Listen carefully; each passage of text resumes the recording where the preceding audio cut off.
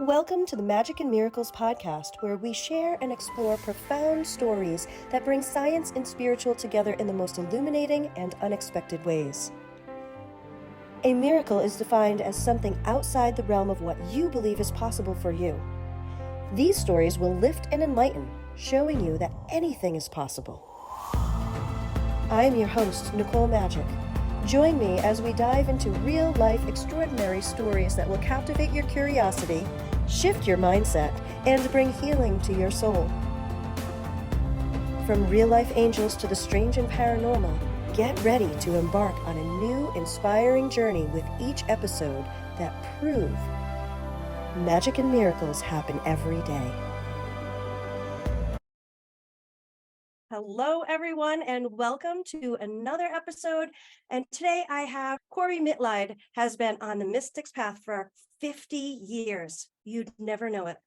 Meeting challenges, always questioning, leading the examined life. This road has illuminated an essential cosmic truth.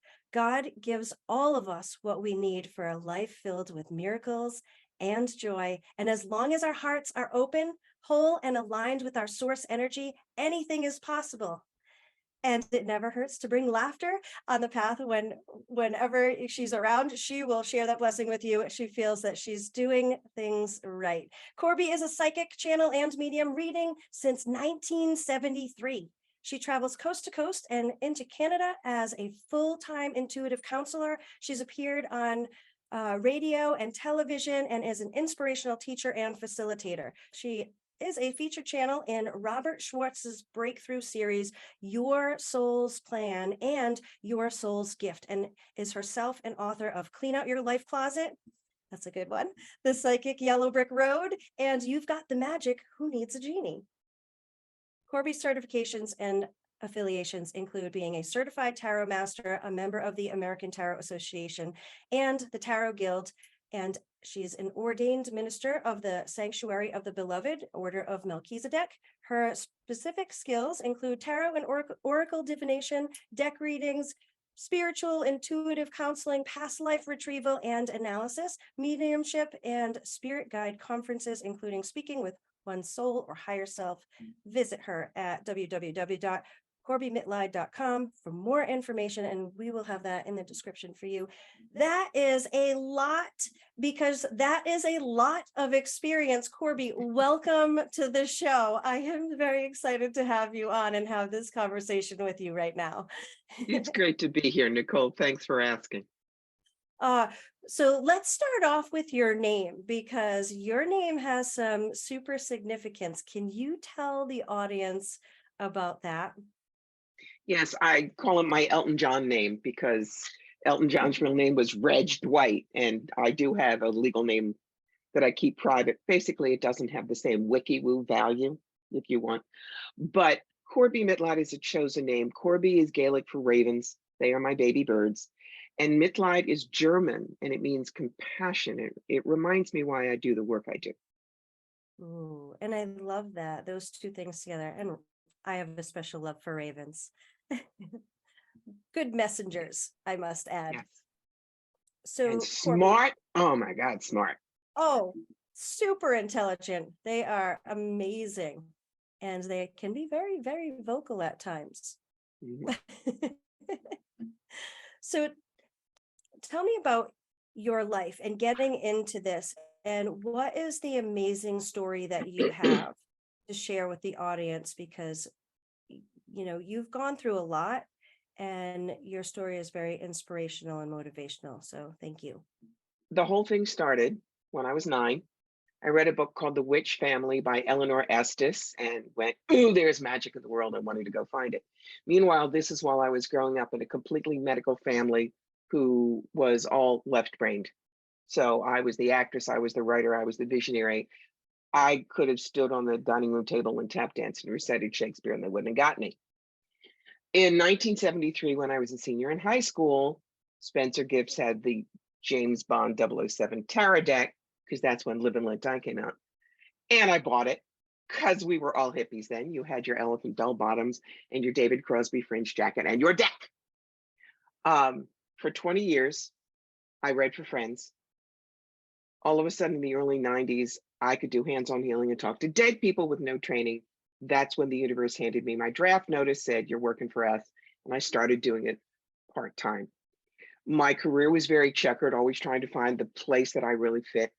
Actress, author, inspirational speaker, video producer, writer for the graphic novel series ElfQuest, legal assistant, executive recruiter, you name it, but always the psychic work on the side. Meanwhile, I dealt with 3 bouts of breast cancer, 2 divorces, and the death of my parents. You know, we all go through things. On 9/11, my husband and I were watching the towers burn. And I said to him, I need to do the work full time. People need to know there are other answers out there. He said, I believe in you, go do it. So 1 more year of corporate, then I left. Since then, it's been 6 days a week, 14 hours a day. I read about 1,000 people a year, and I get to get up in the morning. I don't have to get up in the morning, and that's a real gift. That is a huge gift that you have, and to be able to transition into this space and have the support. Yeah, back. without my husband, I don't know that I could have done it full time, simply because, look, he had a job for 23 years as the museum director for a little 8-building Revolutionary War site here in upstate New York. So there was always the salary coming in. I could pour myself into my work without really panicking about, am I going to lose my house or whatever? Okay, that was the big thing. So when he retired, you know, I'd been doing this work for long enough that now Social Security and pension for him, great. And I'm the breadwinner, and it's fine. We can make it work without a problem. Okay.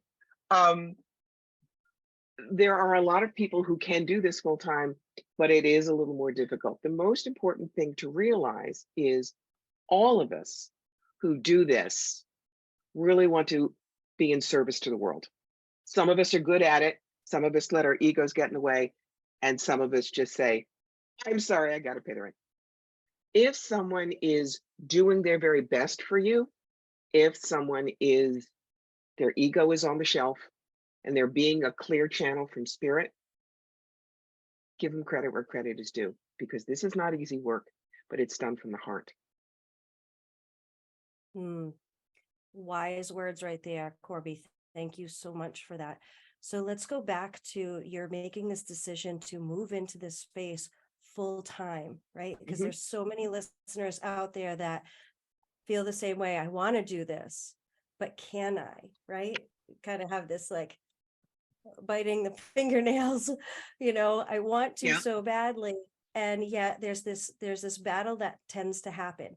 Now, yes, you had the support of your husband and the financial backing to be able to step into this.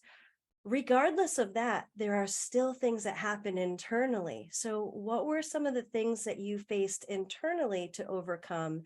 And then what was that reward stepping into it and trusting that intuition of yours? Ego is important. It helps us negotiate who we are down here, because we're ego and we're higher self, we're soul. And the soul doesn't always have all the stuff that ego does, because it doesn't need the lessons actively. For instance, when my father, who passed in 2001, comes down occasionally to help me with a medical intuitive reading, Dad was a great cardiologist. What does he come down with? He still has a terrible ability to pun. His incisive medical knowledge, his warmth and compassion. That's all higher self. The ego part that is no longer around because he doesn't need it up there, anxiety, depression, and hypochondria. Okay. So the more you can get rid of your ego and be that absolutely clear channel, trusting that whatever comes out of your mouth is what spirit wants, you get out of the way of the readings. I mean, sometimes you're going to say things and you're going to think you're crazy, but it's important. I was doing a tarot reading for a couple in Canada, and a card came up, the 3 of Pentacles, which usually means long-term and mastery, but it's a picture of a church and a stained glass window and somebody working on it.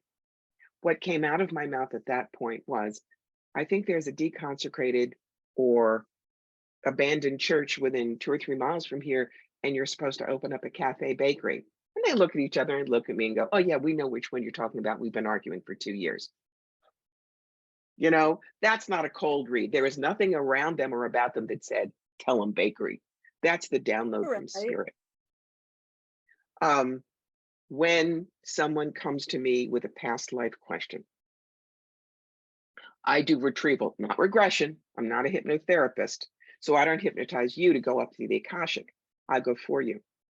And a woman came to me and said, I'm really worried about my son. He's 29. He won't make any decisions without me. He won't live more than a mile from me. What is going on? And I was able to quickly go up and say, okay, I'm seeing 1944 Utah Beach. So it's D-Day. Your son is a soldier. He's got a lot of shrapnel in his leg. He's wounded. You're his commanding officer and you scramble over the dune and you drag him to safety. You take some shrapnel yourself, but you both get out alive. And I open my eyes and she's very pale and she says, can you see my rank? I say, yeah, you're a sergeant. She goes, he's called me Sarge since he was 3 years old and we've never known why. So that gives them the key that they're reliving a past life thing that can be put aside. But those two things were out from the corner of what I call left field and space cadet. If my ego had been involved and I had questioned that, they wouldn't have gotten the messages. That's why you absolutely have to trust. Clear yourself out. Remember that you're not going to be more than 85% accurate. The only one 100% accurate is God, and he's not doing psychic pairs or phone readings this week. So I think part of that, like that 85% accuracy, right? People get hung up on that 15% saying I'm not right all the time. And we don't have to be right all the time because there's a level of interpretation when you're getting messages from spirit. And depending on how you interpret something, I can actually give an example in a reading that I did once where I was sitting there reading for someone and this person's aunt was coming through. And off in the corner of the room, that far corner, I kept seeing this glowing white cross. And I'm looking at this cross saying, initially I said, oh, was she a religious person? Because I'm just seeing a glowing white cross. I grew up in a very religious household. And so the first thing that popped into my head was the cross. And I kind of asked a couple of questions because I was like, I'm seeing this cross, and I really don't know what it means if she wasn't religious. And then all of a sudden it just hit. She was a nurse. So it wasn't a red cross that I saw. Hey, spirit, if you would have glowed that cross red, I would have known exactly what you're talking about because my mom's a nurse too, right? But it wasn't that. And it was just the interpretation of how do you interpret this? And maybe in that moment, something came in the way in my interpretation that says, oh, this has to be religious. And it didn't. And maybe if I waited 10 more seconds, who knows? Or maybe it was just needed to come out that way. I don't know. It's okay. And don't worry about it. I don't do my mediumship the way a lot of people do. I have no idea why, but my guides like playing charades. Because I want to get right to your person and I don't want to waste time looking. I ask you for the dog tags. For instance, my father, John Richard Smith, who died in 2012 at the age of 82. Let's say that was what you told me. Then my spirit guides will then play charades. Things like he smoked, he had surgery, there was an accident, he thought he was so handsome, he was funny. I have no idea where spirit gets these, but they work. I will also say exactly what they say to me. And I warn people, this is why I will not do this in a gallery setting. A couple of the other ones, really, really weird. Woman wanted to speak to her father-in-law. I felt myself miming a pool cue. He taught her how to play pool. Woman in Canada wanted to speak to her grandfather. I feel myself saluting. Now, Americans salute, palm down, Canadians palm out. She had just graduated from the Royal Canadian Mounted Police Academy 2 weeks before, and he was saying how proud he was of her, okay? The thing about saying, there was a biracial same-gender couple. The Black partner had died and her white widow wanted to speak to her. See this face? Nice kid from Cherry Hill, New Jersey. What came out of my mouth was flawless urban ebonics in language I will not put on your podcast. And I went, "Ugh." But the woman in front of me started laughing and nodding because that is what her partner Isabel said to her after she came home after every business trip. You can't Oh put my that on a goodness. stage. And if my ego was involved, I would have changed it, not even said it. And she would have missed that unmistakable cue. So Yeah. to you and to everybody who does mediumship, please do not think there is only one way to do it. If you're getting the right messages because you're reading fruit peels, do it, baby. And don't let anybody say, you're not a real medium. If they do, I give you 2 magic phrases. Thank you for sharing. You may think that if you wish. Ooh, I love those because there's a weird thing that happens sometimes in the readings where people, I'm back in my early days, I'm going to say the early days of reading. When I first started, it was almost like the universe was testing, like, are Mhm. you going to step into this? Are you going to trust yourself? Right? Because there was that, Mhm. you learn how to trust yourself, and that whatever messages are coming through are meant for that person and not attach any meaning to any sort of validation. Right? Right, And there exactly. are some of those people that do Mhm. this, Mhm. Absolutely right. and they do this a lot. Yeah. And The depend ones who really want to, there's a Yiddish word, it's called grisha. You stick in the knife and you twist it. The ones who say, well, I shouldn't have to tell you anything, and you better be right. That's like trying to climb Everest in sneakers, kids. There's no grip, and it's very clear that you want to make me wrong. So have a nice life. We are not reading you. That's it. yes. And it's okay to do that, because Yes. I remember a very specific time there was a woman who was doing that to, like, in my chair and just Mhm. shrugging, and I had said a few things of something that was very strongly coming through, Mhm. and then I just stopped and I looked Mhm. at her and I went like this. And then I put my hands on my desk and I leaned forward and I said, "Why are you here?" Good girl. And that, like, jolted her probably back into the present moment. Because Mhm. whatever it was that was coming out, I still hold compassion for, is you came here for a reason. And whatever your beliefs are coming out to say, but maybe I'm not worthy for this, or maybe I don't deserve to hear from this person, or I'm not really sure, like, I need to prove that this is real. You need to prove that this is real for me to accept it because I really want to, but I'm not supposed to. So here I am. So there's this battle that happens. And when I Yep. asked her, "Why are you here?" and jolted her, she was like, "What do you mean?" And I said, "Well, you're sitting here, you are completely closing off, you're shrugging and nodding no to everything that I'm saying. Can you be open to hearing the messages that are here for you?" And she Mhm. just looked at me and I said, "Because if you're not, you need to go. Thank you. Have a good day." Mhm. Yeah. And then she softened up. So she did soften up. And then I was able to give her the reading. And some things she wasn't so sure about taking. I could see, but Mhm. I just said, "You know what, anything that you feel that you're not sure of or you don't know is true right now," I said, "put it on the Mhm. shelf and hold on to it, because you'll know." And I did get a message later thanking me and saying, "I got to think about it, and everything that you said is true." You have to accept that some things they won't accept. One of my funniest stories, most of the good ones are Canada. I saw a couple of challenging things for a woman, and she stands up and she says, "You suck," and she walks away. Well, okay, fine. Oh, Who's the first person in my chair next time I come up there? She sat down. She said, "Last time I said you sucked." I said, "Yes, I will.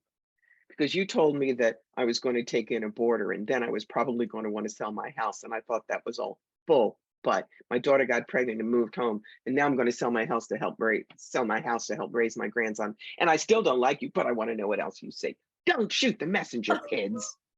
Easy peasy." Now, one thing I will say, when somebody comes up to me and leans over my desk at a show and says, "Tell me something you could know about me. And if you're right, I'll have a reading," I just look at them and smile and say, I'm sorry. I don't roll over and fetch either. And I turn my back and they do not come in the booth.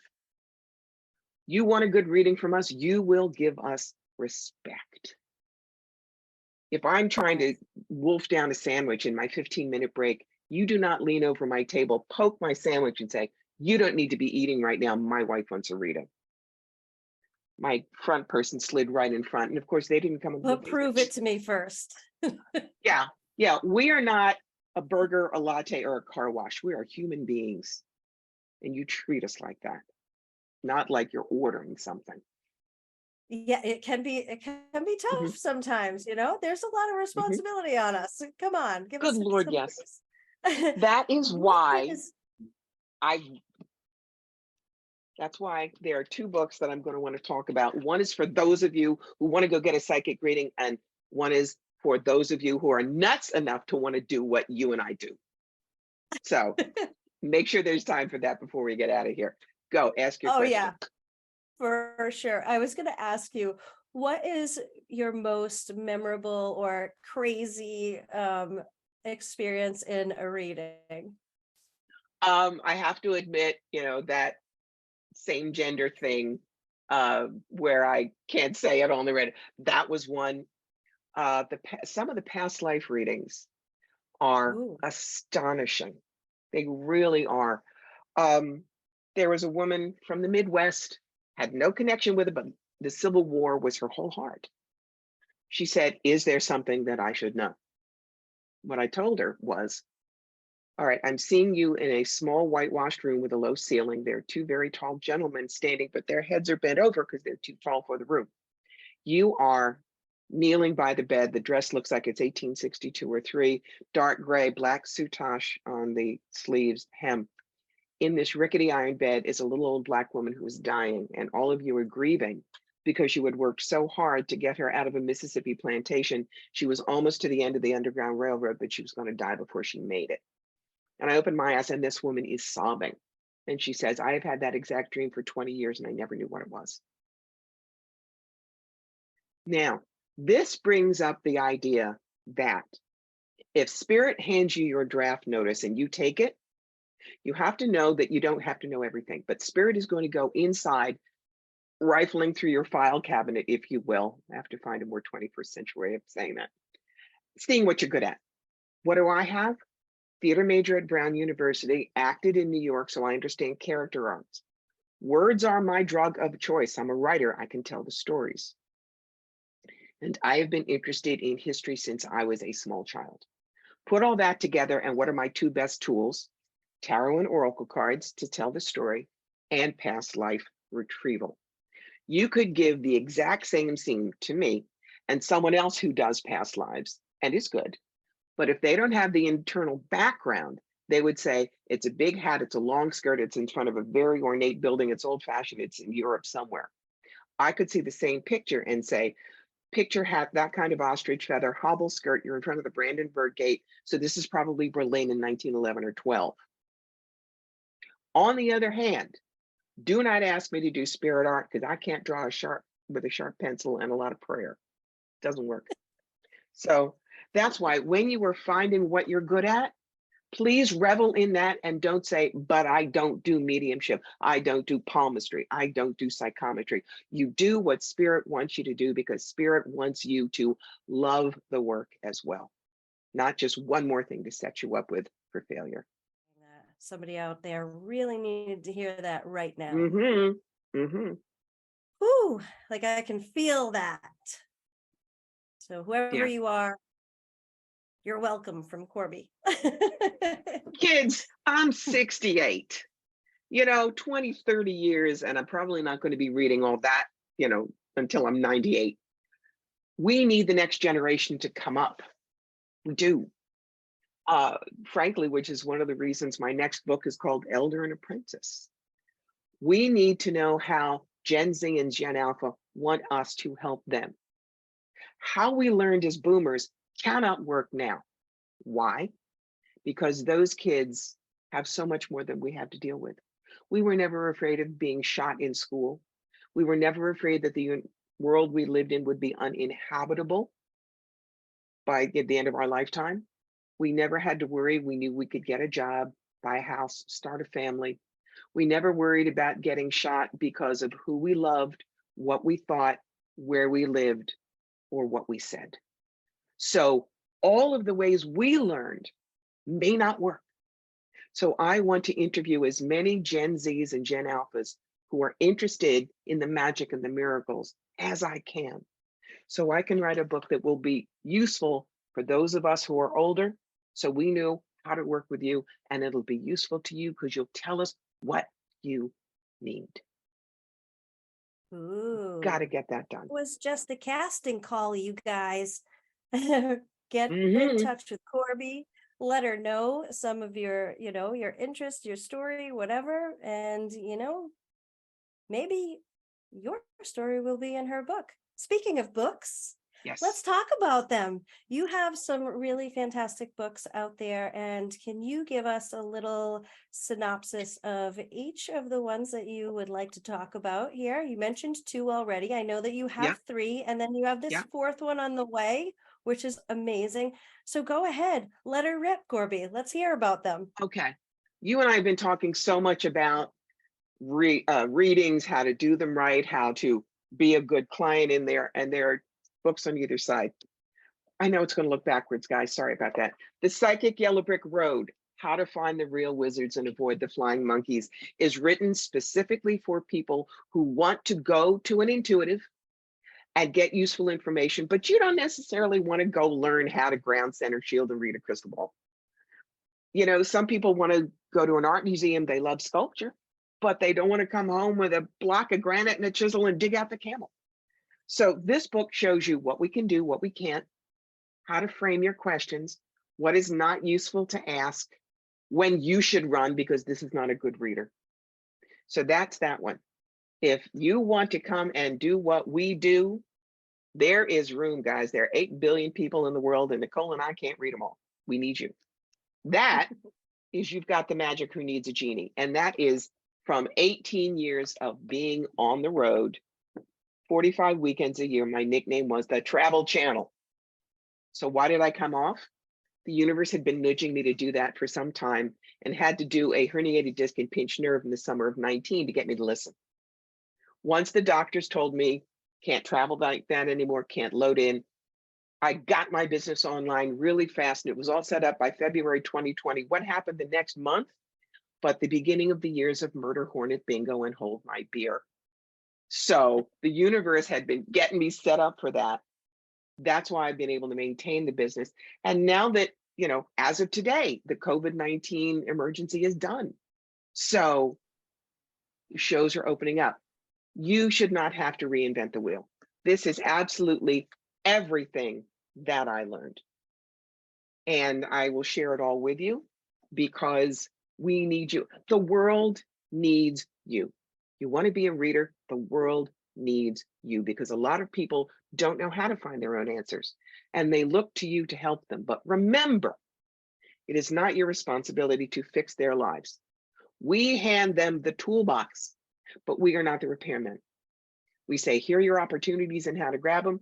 Here's the tough stuff. Here's how to get through it or around it. There you go. Amen, When, sister. when you know that you're not supposed to fix their lives, you also worry a lot less about, am I 100% accurate? Amen on that for sure. So with the new book, Yes. who are you looking to connect with specifically? Specifically, I'm looking to hit over the head with a clue brick millennials, boomers, who have a certain way of looking at the world and teaching, but it is no longer useful to a Gen Z. You don't Okay. say, see if there is a community meeting at the mall every second. Malls are where people get shot. Maybe it's on Zoom now. We've got a very divergent society as to religion, non-religion, whatever. We're not going to have to go underground again, I don't think, but how they learn is different. Their minds work differently. This book was originally started with a very dear teenager that I had been teaching tarot for a couple of years. We were going to write it together, but as most teenagers, she has X amount of life and 3X times what she'd like to do. Plus, she lives on a 3-generation working family farm. She does not have time to write the book with me, but she made it very clear what works and what doesn't work.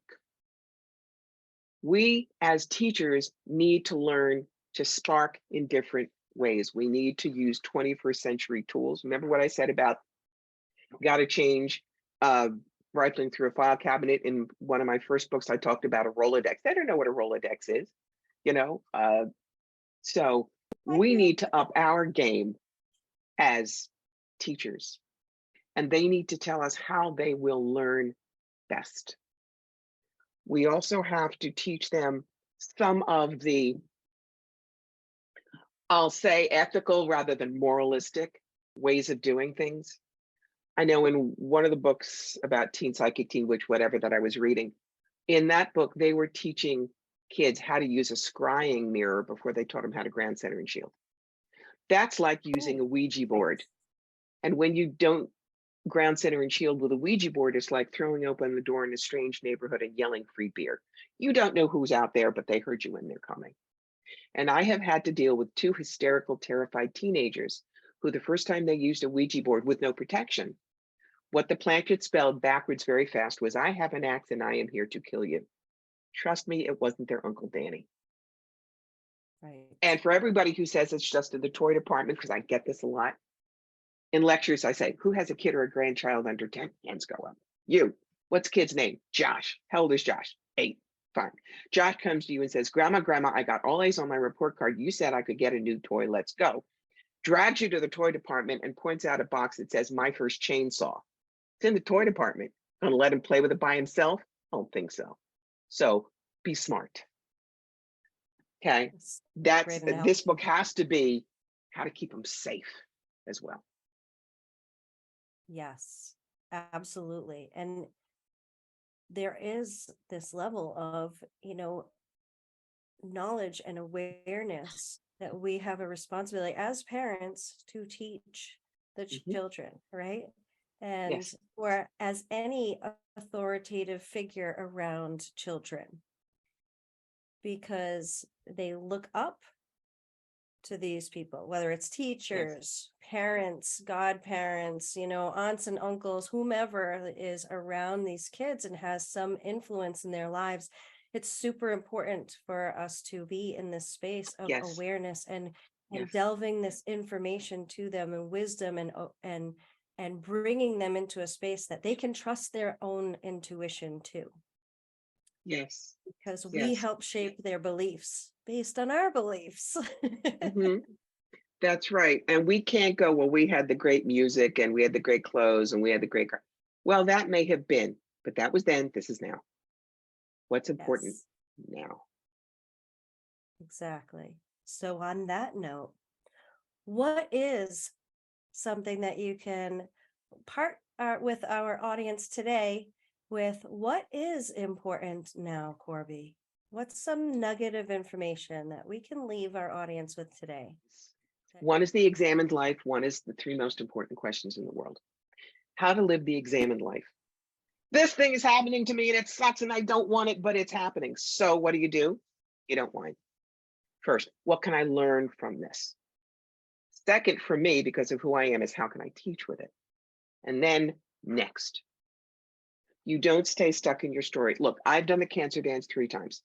I don't talk about it unless I teach with it. I know people, woman's had stomach cancer 15 years ago, and she walks up and says, hi, my name is Susie, and I'm a cancer survivor. Look, I was the Betty Crocker homemaker for New Jersey in 1973. I was, but I don't talk about it now because I've moved on. So don't stay stuck in your story. Second, always ask yourself 3 questions when you're stuck. What am I X about? Sad, depressed, angry, confused, whatever. Why am I X about that? And then the question we never ask ourselves, what do I think would happen if I stopped being X about that? Allow yourself the opportunity to change. You are not stuck. That's called stimulus belief response. That can change your life right there. And there you have it, folks. Words of wisdom from our wise sage, Corbie Mitleid. Thank you so much, Corbie, for being here with me today and for delving all this wisdom out, spewing it all over the place so that I do talk everyone fast. I'm a can New hear. Yorker. It's okay. It's good. Watch it again if you missed something. That's all. So thank you again so much. And thank you all for listening today. We love you. Mwah. Get out there and do your thing your way. Bye, everyone. Thank you for joining us for the Magic and Miracles podcast, where everyday folks like you share their life-changing stories. The world wants to hear your extraordinary story. So is it about time you tell it? You might just end up being someone else's miracle waiting to happen. If you would like to be a guest on the show, please submit your application for consideration. If you would like to nominate a guest or submit a personal story to be read on the show, please contact us via email. In the meantime, enjoy the journey. You never know when you will experience a miracle that will change your life forever, or if you will become someone else's real-life angel. Goodbye for now, and see you on the next episode of Magic and Miracles, the podcast with wings.